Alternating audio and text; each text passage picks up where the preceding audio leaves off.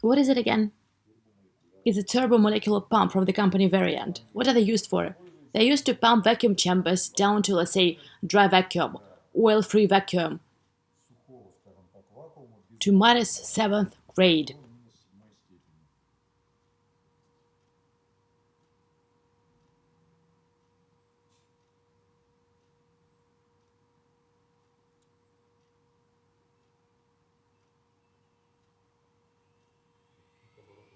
A 100,000 revolutions per minute. But you can't spin it in the atmosphere because the blades might fly apart. And if the blades fly apart, they can puncture, they can break through this hull. What do we need all this for? To evacuate the mass spectrometer chamber, which we have here. The quadruple head and, in fact, the brains of the mass spectrometer are used to measure helium purity, experiment with helium, and come up with means of purifying it right on board aircraft. And this is an ion pump, also a vacuum thing, very cool. It is put on accelerators, science-intensive technological things, equipment. It pumps down to minus 11th grade. It's basically a cosmic vacuum. The ideal purity of gases, the perfect purity of the medium in which it all works.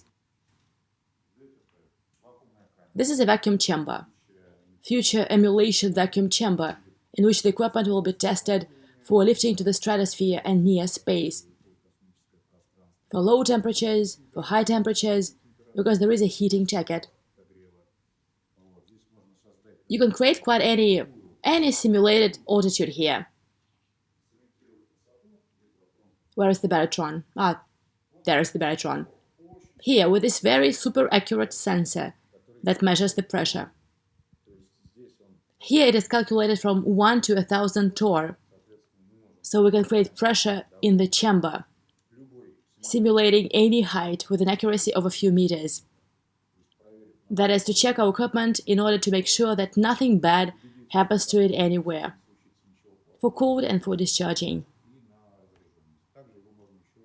You can also run it into plasma. Here, for example, we have a vacuum inlet for maybe 30,000 volts.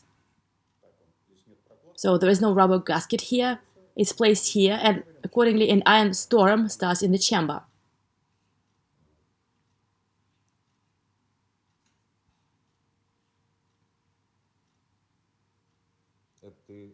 Did you bring this from home? Yes, it's from home. That's mine. I have a lot of such stuff. When are you going to get the camera up and running? Well, it will take a month to build. All the electronics, pneumatics, a turbomolecular pump, and there should be an oil vein rotary pump at the bottom. Molecular sieve is used to cut off oil vapors. Then maybe a plasma afterburner to remove those oil vapors. A bunch of pneumatic valves, vacuum valves, pneumatic controls, relays. It's all computerized. An electrical system, there is a lot of stuff that needs to be done. That's about a month. Of course, some kind of housing, some kind of frame, which will be made of structural aluminum sections. Do you have the basic parts? The basic parts are all mine. A machine like this, if you order it from some research institute somewhere, or buy it from a manufacturer of such machines, it will cost from 10 million rubles. Here it is a little cheaper, well, much cheaper actually. Because it's pure handmade. But in terms of functionality, it will be better. Let's add functionality to it, different features and perks.